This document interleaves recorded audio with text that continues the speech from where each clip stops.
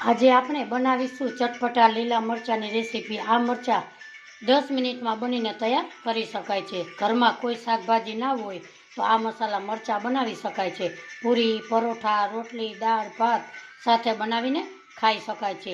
એકદમ ચટપટા, ખાવામાં ખૂબ જ ટેસ્ટી, જમવામાં 100 ગણો સ્વાદ વધી જાય છે એવી મરચાંની રેસીપી આપણે બનાવવાનું શરૂ કરીએ।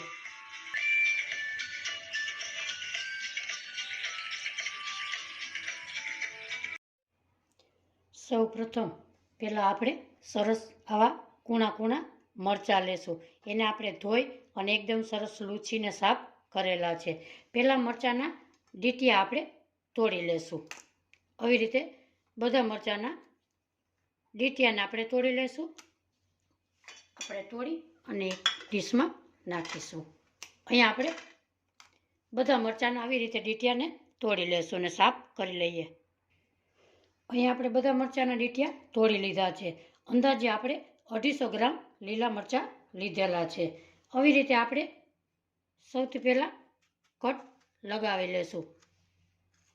અડધી જ કટ લગાવીશું। બધા મરચાંના આવી જ રીતે આપણે કટ લગાવી લઈએ।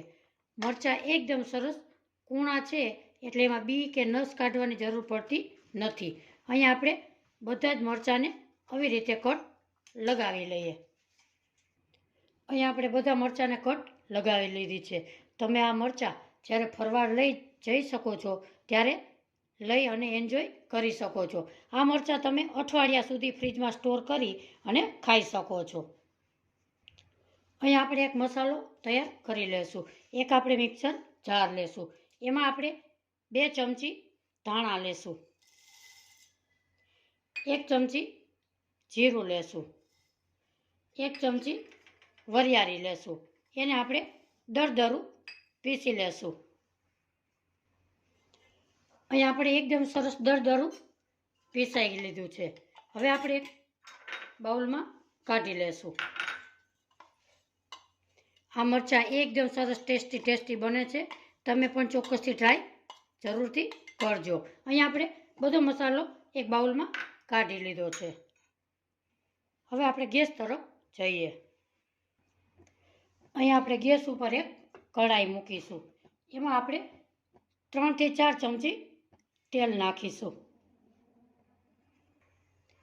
તેલ ગરમ થાય એટલે 1 ચમચી રાઈ નાખીશું। એને આપણે તળતળવા દેશું। આપણી રાઈ એકદમ સરસ ફૂટી ગઈ છે। હવે નાખીશું આપણે અડધી ચમચી હિંગ। હવે નાખીશું આપણે મરચાંને આપણે એકદમ સરસ ઉલટ પલટ કરી અને એકદમ સરસ મિક્સ તેલમાં કરી લેશું। હવે આપણે નાખીશું ટેસ્ટ પ્રમાણે મીઠું, એટલે આપણા મરચાં એકદમ સરસ ગળી જાય। અહીંયા આપણે અડધી ચમચી જેટલું મીઠું ઉમેર્યું છે। હવે આપણે એકદમ સરસ આવી રીતે હલાવી લેશું અને 1 મિનિટ સુધી આપણે ઢાંકણને ઢાંકી દેશું। હવે આપણે ઢાંકણ ખોલીશું અને આવી રીતે બધા મરચાંને એકદમ સરસ પલટાવી લેશું અને એકદમ સરસ મરચાંને પકાવી લેશું। તમે જોઈ શકો છો કે આપણા મરચાં એકદમ સરસ આવા પોચા ખાવા માંડ્યા છે। આવી રીતે આપણે ઉલટ પલટ કરી અને મરચાંને પલટાવી લેશું। બધા મરચાંને એકદમ સરસ સોફ્ટ થાય ત્યાં સુધી આપણે ચોતળી લેશું। આપણા મરચાં થોડા સોફ્ટ થઈ ગયા છે। હવે એમાં થોડોક મસાલો કરી લઈએ। આપણે નાખીશું અડધી ચમચી હળદર અને અડધી ચમચી લાલ મરચું પાવડર, એટલે એકદમ સરસ કલર આવશે। આપણા મરચાં અહીંયા સરસ એકદમ સરસ મોરા જ છે, એટલે આપણે આવી રીતે ઉલટ પુલટ કરી અને 2 મિનિટ હજી પકાવી લઈએ। હવે આપણે નાખીશું મસાલો આપણો કરેલો હતો એને આપણે બધા મસાલાને અંદર ઉમેરી દેશું। હવે આપણે મરચાંને આવી રીતે ઉલટ પલટ કરી અને એકદમ સરસ તૈયાર કરી લઈએ।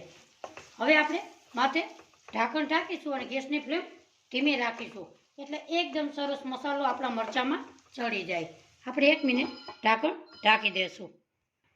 હવે આપણે ઢાંકણ ખોલીશું એકદમ સરસ આપણા મરચાં સરસ ગળી ગયા છે અને એકદમ સરસ સોફ્ટ બની ગયા છે. હવે આપણે નાખીશું એમાં 3 ચમચી જેટલું દહીં. દહીં નાખ્યા પછી આપણે એકદમ સરસ આવી રીતે હલાવશું એટલે આપણું દહીં ફાટે નહીં. તમારે અહીંયા દહીંની જગ્યાએ આમચૂર પાવડર નાખવું હોય તો તમે નાખી શકો છો. એકદમ સરસ મરચાંને આપણે આવી રીતે મિક્સ કરી લઈએ. દહીં નાખવાથી મરચાંનો સ્વાદ એકદમ સરસ ટેસ્ટી આપણા મરચાં બનીને તૈયાર થઈ જાય છે. અહીં આપણે ધીમે ધીમે મરચાંને આપણે હલાવી લેશું. એકદમ સરસ આવી રીતે એટલે અંદર મસાલો ભરાઈ જાય. તો મિત્રો અહીંયા આપણા મરચાં એકદમ સરસ ટેસ્ટી બનીને તૈયાર થઈ ગયા છે. હવે આપણે સર્વ કરી લઈએ. તો મિત્રો આજની મારી રેસીપી મરચાંની તમને ગમી હોય તો લાઈક શેર ને સબસ્ક્રાઈબ જરૂરથી કરજો. ફરી મળીશું એક નવી રેસીપી સાથે. ત્યાં સુધી બધાને મારા જય શ્રી કૃષ્ણ.